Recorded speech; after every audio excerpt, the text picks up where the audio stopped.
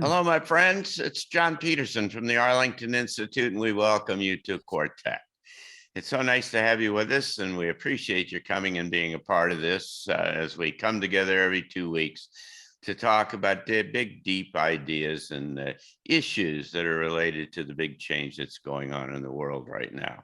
The unprecedented change that requires that all of us do our best to try to make sense out of this so that we can have some kind of idea about how to kind of work our way through this kind of emergence of a new human and a new world. And so I'm joined, as I always am, by good friends, Gregg Braden. Hi, Gregg. Hey, John, it's good to see you. And Penny and Kingsley, I'm really happy to be with you today. Yeah, Penny Kelly, how are you? Doing great. So glad to be here. I am looking forward to this conversation. Watch out. Yeah, good. And Kingsley, how are you, my friend? Good, thanks. Greetings to you and everyone. Good to be here.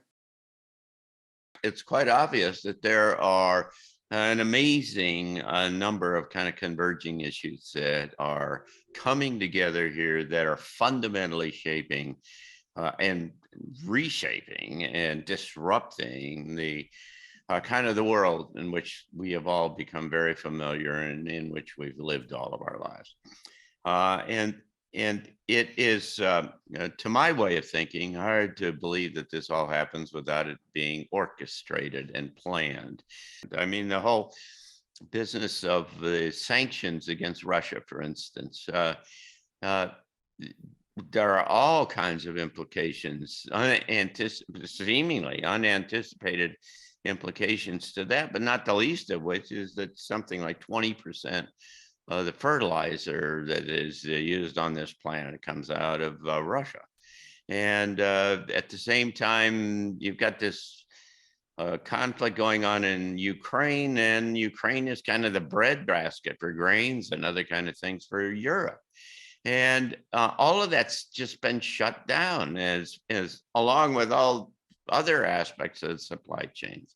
What there are is this variety of kind of converging factors that are coming together that have deep, lingering implications that have a long tail. It takes a long time to, you can break one of these things apart pretty quickly, but it takes a really long time to rebuild it again. And one of the most significant ones is the issue of food. What we've had is our president here in the United States in the last 4 weeks, 3 times has made the point in public speaking that there is going to be shortages of food in the United States. Why is there a shortage of food now? And of course, the problem, Russia, every problem, all of the problems we have are Russia, of course. And and yet that's not it. I mean, that's the long-term implications, because you've got this fertilizer issue and so on that comes, but that doesn't shut things down immediately. And so what you've got here is some kind of a planning or an initiative that's in place that is part of a kind of a fabric, as I'd suggested, as a variety of kind of threads that are all trying to just extract the all of the energy out of the system and drive it down such that you can get to the place where you can do this reset. Now, the food issue is interesting for a number of reasons. Number one is it is existential in a way that most of the other issues that we have to deal with or that we think about here are not. You can talk about not having chips for your car and shortages in Costco and other kind of things like that. And everybody can kind of get along with that and figure out that you got to dance a little bit and do something differently. But if you talk about significant food shortages and the end of that, which goes to famine, then you're into a whole different kind of space, because instead of kind of the notion that somehow you'll be able to deal with this, or it's going to be hard or something, it immediately goes to people's minds as this is about existence. This is about, the most fundamental level of of human kind of support of human life in writ large, but more importantly, about in terms of your family and yourself. Now that's a really big deal, because what the people who study revolutions will tell you is that the thing that almost universally will cause a revolution is a famine. And you're seeing that in terms of this, the beginning of this, potentially in terms of this lockdown that they're doing in Shanghai. And so our question today is, what do you do with food shortages? How do you do, what are the effect, and how do you respond to the possibility of the fact that you won't be able to support yourself with food in any of the kind of conventional ways? And we can obviously talk about things like gardens and other kind of ways, but there's a bigger issue about how you start to see yourself, and you see your family, and you see your sustenance in a different kind of way. And the topic today of food security is one of the big topics with the United Nations in their what are called the Sustainable Development Goals. There's 17 goals that they are hoping to accomplish by the year 2030. They have signed an official agreement with the World Economic Forum to implement many of the ideas that the WEF has proposed in the past. Food security is one of those. And this is one, it's a beautiful example, John. It's tricky because on the surface, who doesn't want food security? Everybody would jump and say, yes, let's do this. But then you look at the fine print of how they hope to achieve that food security, and it's horrendous. What they are doing is discouraging rural living, where much of the agriculture occurs. They're creating conditions, economic conditions in terms of loans and bridging loans and helping agricultural families in times of extremes of climate, forcing them out of business. And what's happening is the big corporate farms are coming in, and they are aggregating these smaller farms into these huge corporate farms that are run through using GMO products, heavily GMO products, use of GMO products. And this is their idea of food security. So I think what we do, there are a number of things we can do. First is to become aware of what's happening now, and to help our young people understand the power, the need, the value of rural living, of agricultural living, the power of growing food, which is becoming a lost art, certainly in the United States. Certainly personal responsibility. One of the primary principles of resilience, the first principle is called spare capacity. And spare capacity is important emotionally, psychologically, physiologically, spiritually, mentally for us. But that principle also applies in our physical environment. And recognizing that we're living a time of volatility, it makes sense to expect a breakdown in supply chains and to do whatever it is we need to do in our homes to buffer that, because the breakdown is only a problem if we're not prepared. Just say a word. What does spare capacity mean in particular? Spare capacity means it can be a psychological as well as a physical recognition that what we need in our daily lives, we need to stock up. We need to have, whether it's, there's a whole conversation we can have about psychological spare capacity, emotional spare capacity, but when it comes to the convergence of the cycles and to the times we're living in, it means having backup electricity, backup food, backup water. A lot of people don't think about this.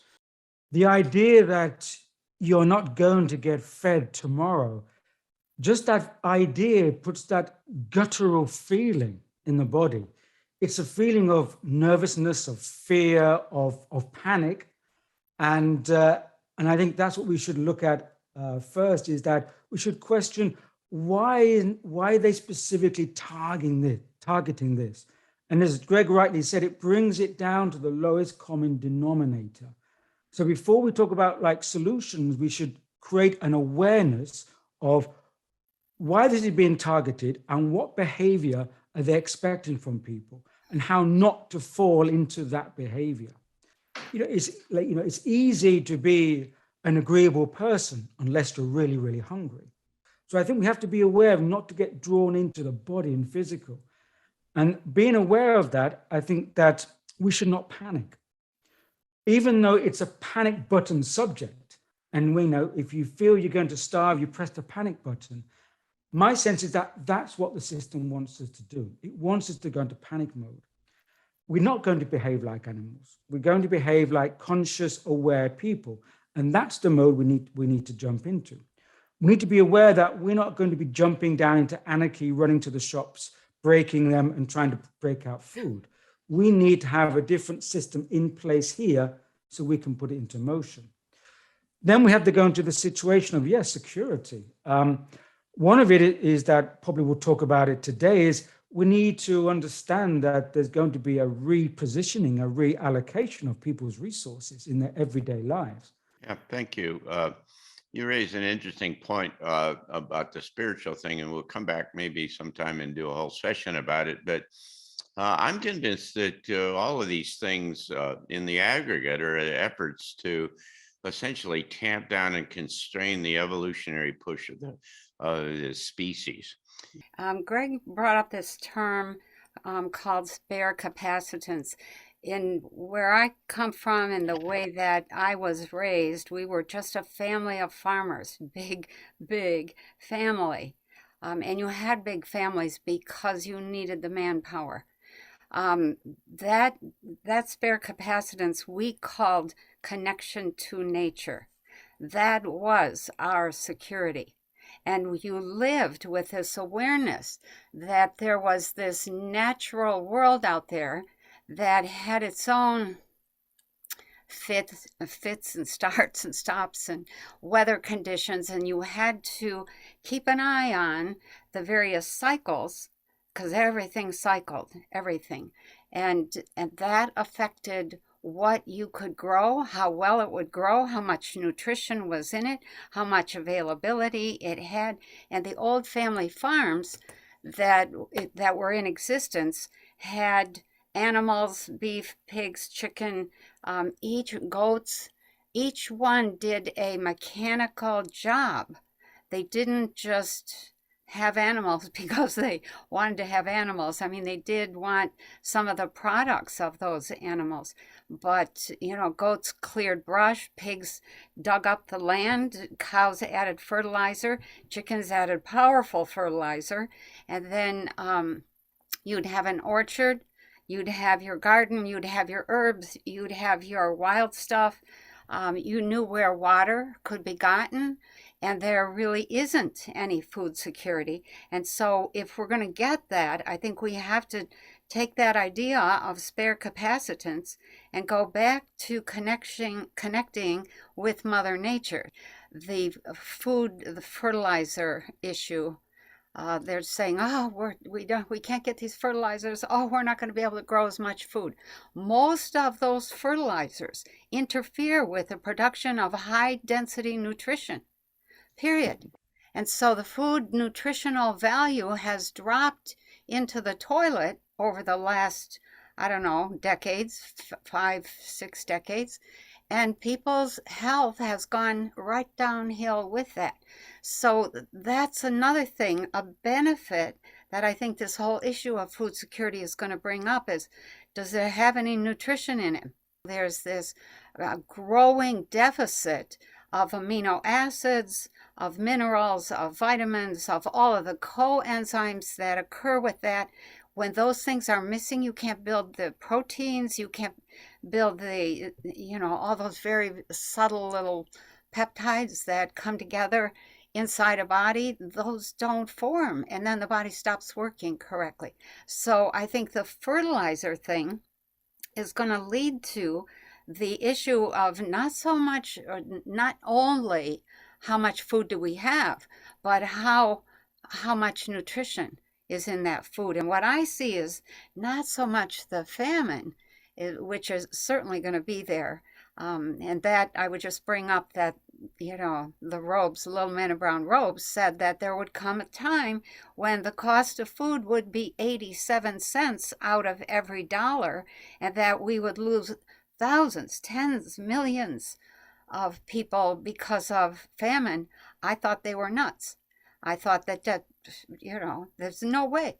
And here we are. The social psychological aspect to this, and that is that if everybody's scrambling around and people are feeling like they can't get any food, then there are all kinds of subsidiary kind of things that show up that are not right exactly about food, but they're all of the Right. byproducts of the unhappiness and the insecurity and the fear Right. that get generated in here, and that's kind of is a likely short-term kind of event. I mean, Yep.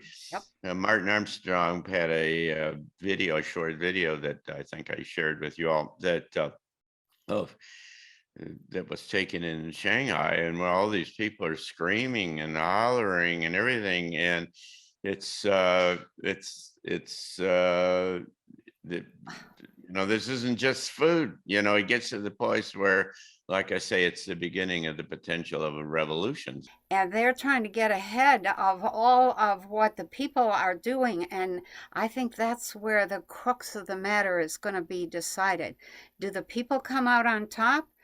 Because as the Great Reset, if you want to call it that, and the food shortage that occurs, as that happens, people are going to end up coming together, working together, sharing, trying to help one another in many, many places. I think the much better and much more likely outcome is that people are going to come out on top and say, wow, what were we thinking doing it that way, that old way? What were we thinking giving away our power and our ability to take care of ourselves? I can see that. I can see that because if you look at the long term, in all these things happening, they're all kind of connected together. And I think one of the agendas is try to take people's independence away from them. Right. And food is crucial to that, because if people feel they're starving, and then they will look for the hand that feeds them. And if the hand that feeds them are these, authoritarian structures, and they'll accept the food under certain conditions, again, maybe under digital identities, under universal basic income, and then they bring them in. And once that happens, you say you lose your dignity as an individual sovereign person, and you lose your independence. We may have forgotten, but we have a living laboratory of precisely what we're talking about. And that laboratory is Cuba.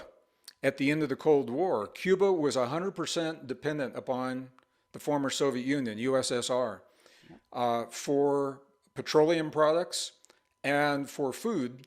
And at the end of the Cold War, when the Soviet Union fell apart, Cuba was cut off from all of that. They banded together in communities. They began building community gardens. And it took a season for them to get it together. And during that season, they were so desperate, they were eating the animals in the zoos. People were sick, they were dying. After that first season, they found not only could they grow their own food, but that they were healthier. Yeah. And the numbers began to decrease for heart disease, for diabetes, for cancers. They became much healthier. They had stronger communities. And they were so successful that they then began to export the organic food that they were growing, and that now is one of their primary exports. So it was out of the need or the necessity, Kingsley, that you're talking about. But it's a perfect example of how when a system is no longer working, others who are in a similar situation will band together to create a new system. I think when people talked about that shift, they were thinking it was this metaphysical shift and we were all going to be happy and floating around. Nobody said it would be a shift to having to grow your own dang food. Nobody said it was going to have to be this thing about healing yourself, about teaching your own children, about building your own house, about getting your own form of transportation, building a community. the shift was always going to be this vague emotional Yeah. perceptual thing. And I Yeah. think we're in that shift now, and it's real. We have to be psychologically prepared, because if not, then we could be helpless.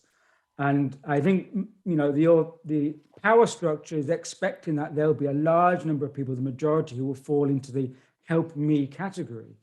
Um, and so security, to secure your security, we may need to start reskilling also. And as you said, Greg, a lot of people are on such a short timeline, there isn't time to reskill. And, that's why we're having this conversation. And we hope anyone listening will be thinking, okay, now's the time to start doing that. Certainly, we can all remain physically fit and healthy and spiritually alert and aware without that sense of panic.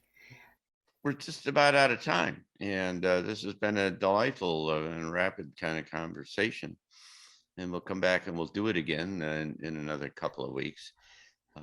The Quartet is part of the programs that we have here at the Arlington Institute. And we come to you from Berkeley Springs in West Virginia, our little resort town that's just down the road from Baltimore and Washington. And we do a bunch of things here. We have a newsletter called Future Edition that a whole lot of people all over the world like. We have transition talks where people like Penny Kelly and Gregg Braden come and speak to us on a monthly basis. We've got, a variety of things. You can find out all about it at transitiontalks.org or at arlingtoninstitute.org. And we hope you'll go there and you'll poke around and see what else there is that you that can help you, be beneficial to you. And also tell your friends, share this information about what we're doing here. So thank you all, my friends, in the panel, Kingsley and Greg and Penny. We appreciate your being a part of this. And to all of those who are watching, thank you. We appreciate your notes and your questions and other things. And we'd all encourage you to put your notes in. You can go to arlingtoninstitute.org and find Quartet and put your notes there, and we'll look at all of them, and we will consider your questions for the next time we get together. And so thanks again, and be very well. I'm John Petersen from the Arlington Institute. Thank you.